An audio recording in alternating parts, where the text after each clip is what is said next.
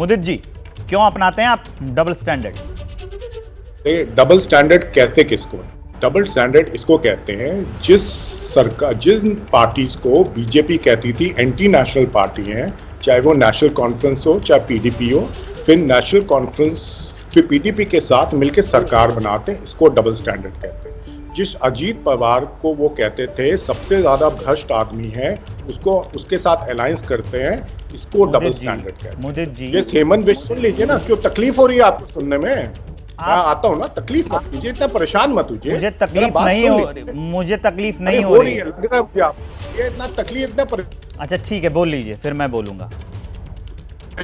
मैं आपकी तरह तो जवाब नहीं दूंगा ना, जैसे आप देना चाहते हैं, मैं अपने हिसाब से जवाब दूंगा।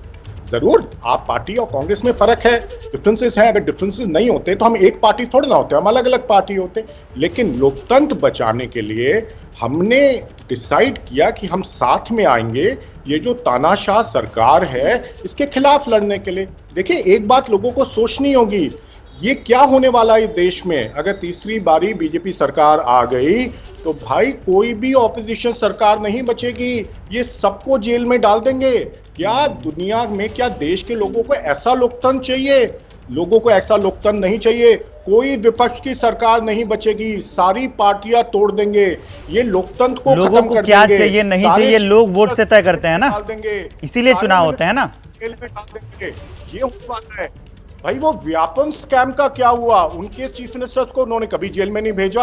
आपने कभी अगर आप अपने मन का जवाब दे चुके हैं, अगर मुदित जी अगर आप अपने मन का जवाब दे चुके हैं, आपने कहा था ना कि मैं आपको बोलने नहीं दे रहा, तो अगर आप अपने मन का 1 मिनट 2 मिनट से जवाब दे चुके हैं तो मुझे ये बताइए कि शराब घोटाले पर आप पहले आम आदमी पार्टी पर आरोप लगा रहे थे, अभी उनके साथ खड़े हो गए हैं। पटेल का सीबीआई केस सुना, मैंने वापस हो गया। ये क्या मिरेकल हुआ है? मतलब क्या हुआ, कोई तथ्य नहीं मिले या उन्होंने मोदी जी की मदद से नहीं है, इसलिए ऐसा ये कर रहे हैं? बताए तो सही।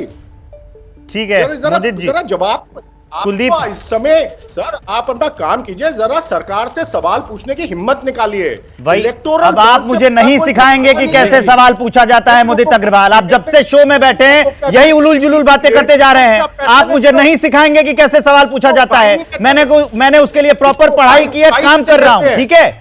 आप मुझे नहीं सिखाएंगे कैसे सवाल पूछा जाता है। आपसे जो सवाल पूछा उसका जवाब दीजिए कि शराब घोटाले पर अलग अलग नीति क्यों अपनाई। पहले आप आरोप लगा रहे थे और अभी उनके साथ खड़े हैं, इसका जवाब क्यों नहीं देते? आप घुमा रहे हैं और आप काम सिखा रहे हैं। सरकार चल रही है, ये एक्सटॉर्शन की सरकार चल रही है, थोड़ी हिम्मत दिखाइए, सवाल पूछिए बीजेपी। जी कुलदीप जी बताइए।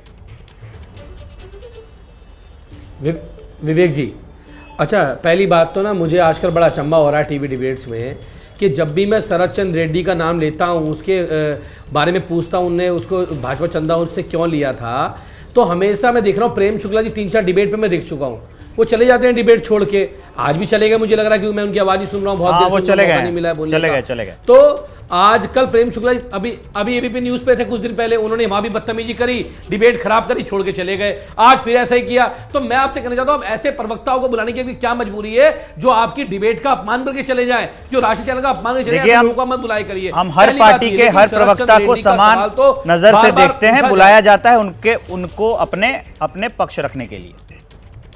बिल्कुल। बाकी हाँ, मैं ये कहूंगा कि उनको धैर्य से काम लेना चाहिए था, उनको रुकना चाहिए था, जवाब देना और लेना चाहिए था। वो बिल्कुल, वो शराब घोटाला चिल्लाते थे पहले, अब शरद चंद्र रेड्डी की जब बारी आती है उसमें जब हम पूछते हैं तो आजकल वो भाग जाते हैं टीवी से। लेकिन ये सवाल पूछा जाएगा बार बार कि आखिर उस व्यक्ति से जो शराब घोटाले का किंगपिन बताते थे, उस शरद चंद्र रेड्डी से भारतीय जनता पार्टी ने आखिर 60 करोड़ रुपए का डोनेशन इलेक्ट्रॉनिक बॉन्ड के माध्यम से लेने का काम क्यों करा? ये देश आज ये जानना चाहता है और वो बताएं, लेकिन वो भाग गए। धीरेन्द्र जी बैठे हैं, वो इस बात को बता के जाए। दूसरी बात ये, क्या देश में आप देखिए हो क्या रहा है आज पूरे देश भर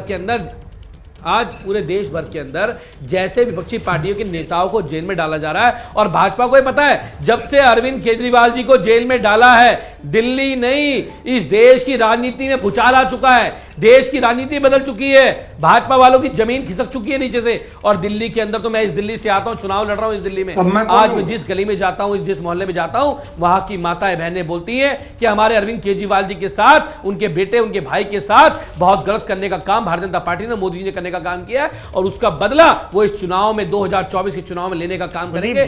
जैसे ही घड़ी का काटा दोपहर 2:30 पे आए, बबीता जी का दिल सास बहू साजिश के लिए मचल जाए। और ये है इनकी बहू, पूरे दिन ऑफिस की टेंशन हो जाए गॉन जब ये करें अपना फेवरेट शो फ्री टाइम पे ऑन। इनकी तरह आप भी देखें अपना फेवरेट शो अपने टाइम पर और डाउनलोड कीजिए एबीपी लाइव ऐप अपने स्मार्ट टीवी पर।